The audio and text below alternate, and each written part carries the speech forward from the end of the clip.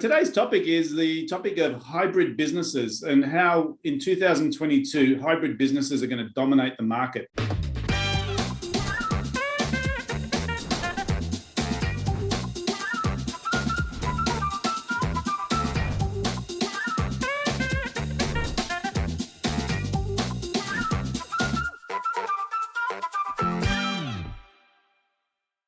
So joining me on the line today, we've got Pete Burgess, Adam Wilson, and Anton Goodman. Welcome to the call, guys. Thank you. Thank you.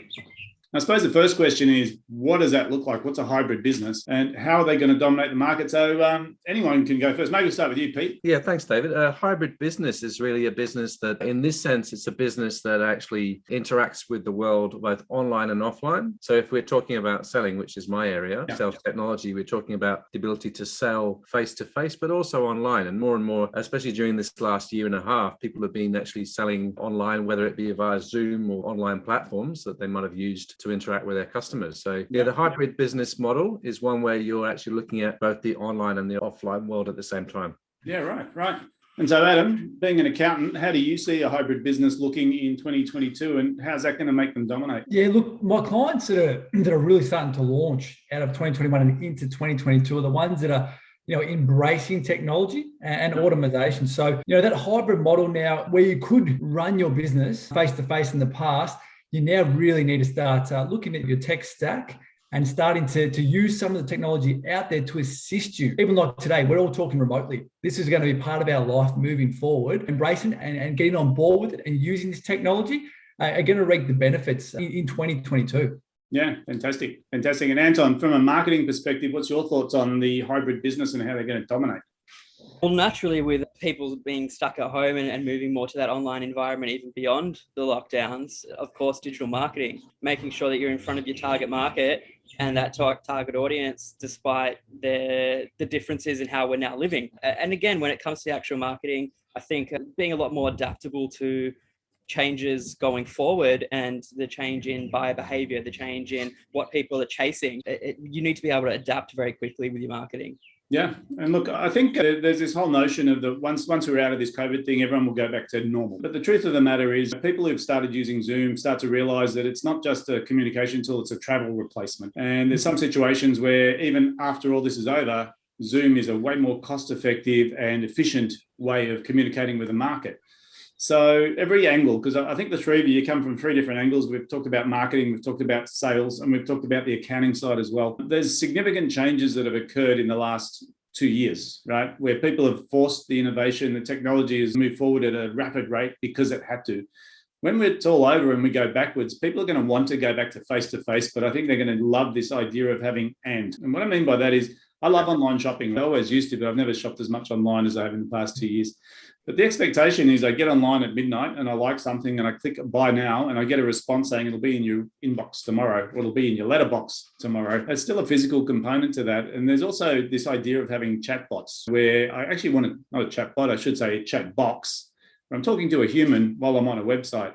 So this integration of having a human relationship while also giving people this technical 24/7 ability. What are your thoughts on that, Pete? So I think that's a really excellent point. The fact that we can use technology to allow us to almost have that human interaction. We've got the chatbot, you've got the ability to, here we are on Zoom right now. We're on a video call. It's a big time saver. There is still the human element. It's not quite the same as being there in person, but to a large extent, you can build the trust, you can generate the relationships that business requires without necessarily having to drive for hours to meet each other. But it's still nice to be able to catch up from time to time, but it's not necessary to do it every time.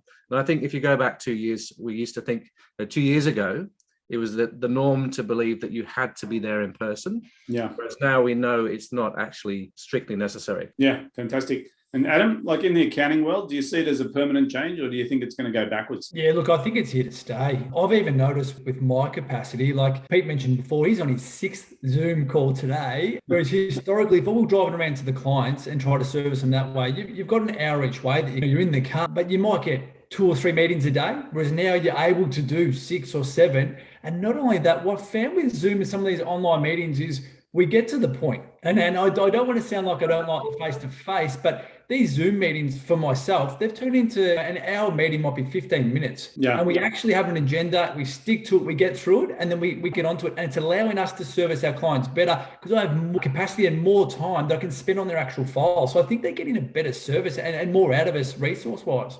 Yeah, and I would agree. I think that whole idea of having Zoom meeting to save travel. I still get face to face. If I want to catch up with you for lunch, I'll catch up with you for lunch. But if it's just a quick question, or if it's like I used to travel to Sydney in my old job as a sales guy for a 2-hour meeting, and anyone who's had to do that, you're all nodding because it's a full day for 2 hours, and most of it's just sitting waiting.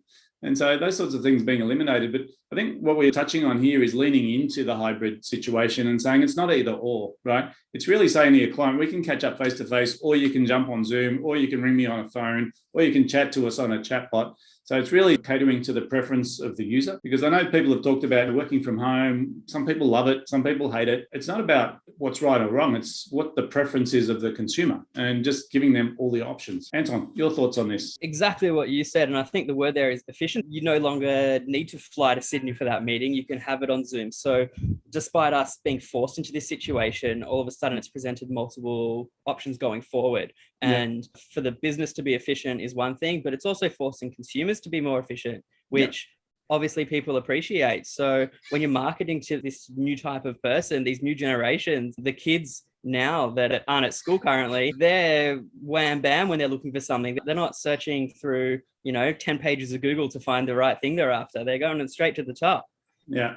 And their expectation is also the website is fast, it's easy to navigate. The information I'm looking for is at my fingertips. It's proactive. I talked to a few friends about appliances online, and I don't know if you guys have had the experience, but it was a game changer for me. We used to go to Harvey Norman and the Good Guys to buy white goods, and appliances online, I thought I'd try it, and it was so easy, right? And not only was it easy to find the right product, because they don't try and sell you whatever brand's on the floor, they ask you questions about your usage. And then there's an expert presenting the product, and when you click buy, they ship it for free. They take the old one away for free. They take all the packing materials away. And if you're not happy with it, they'll refund you or replace it within 30 days. And it's just like a no-brainer.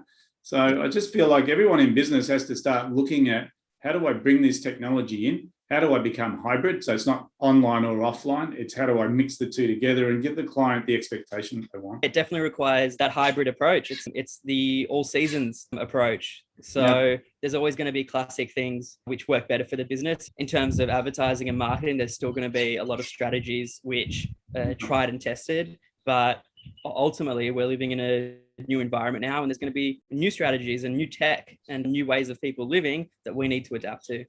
Yeah, great point. Adam, last thought. I think what we're also doing now as our clients' trusted advisors is we're also going into this technology space of we're actually holding their hand and helping them learn about it and do it. So I think we're in a position now, it's almost like a proof of position where we're helping the wave and the movement towards this hybrid model, because we're sitting here, we've been educated with it, we've learned it, and we've had to go ourselves review it, find out how to use it. And once we've then learned, I'm finding myself every day having a conversation and sometimes with the older generation, because they probably haven't, they've had that gap of technology coming through schooling systems and whatnot. And we would, seeing in some cases their kids are teaching them now, but essentially I'm having a lot of these conversations, helping these business owners move to a hybrid model and allowing them to use some of these tools, which is making them, better business owners and giving them a better experience with also their clients and us as the accountants. Yeah, brilliant. And Pete, last words from you. So I think we're at an amazing time. Obviously, it's been a very challenging period with COVID in recent years, but we're at an amazing time in the world where this is actually possible. Because if you go back 10 years, it wouldn't have been possible in the same way. We've now got so many cloud-based platforms which allow us to do our business online. We've got this great video. We've got a choice of online video conferencing platforms like Zoom and Teams and lots of others. So we do actually have this ability to be location independent, to really have a thriving business, to interact with customers anywhere in the world, in our region. So it's a great opportunity. And if you're stuck in the bricks and mortar world and not in the mindset that you have to be physically present in an office, you're losing a huge opportunity to grow your business. Yeah, and I think from my perspective, whenever something like this occurs where we're forced into innovation, it's the guys that embrace it that actually move ahead of the game. Right, the guys that are waiting for all this to unravel and go back to normal, I think they become like the dinosaurs. They become extinct. And there's an old saying that always rings true for me, which is in business, there is no standing still. You're either growing or you're dying. And I think when the window of opportunity opens like this to take technology and the client is more acceptant of using it, you can start implementing all of these things and they go, oh my God, this Zoom thing's way better, Adam, because we don't have to find a coffee shop. We don't have to wait for you when you're late in traffic. We can just get the question answered and we can get on with our day. So it's just that idea of people push back on Zoom and there was Zoom fatigue and, oh my God, I can't wait. And then they start to cotton on and they go, hang on, I can do something in 15 minutes that used to take 2 hours. That's a massive difference. And I can either add value to the client or I can go have lunch with my wife and the kids. So I can start to choose my lifestyle choices as well. Exciting times. And I think this whole idea of hybrid and not going either or, I think this is the secret to taking advantage of the current situation. So it's not a pivoting thing. It's literally saying, how do we integrate the good stuff with the traditional stuff that was important? So guys, really appreciate your time and your input today. Interesting conversation. I love this idea of hybrid business. And I think actually the people who embrace it for next year are going to really be the standout. So thanks for your time. Cheers. Thanks, David. Welcome.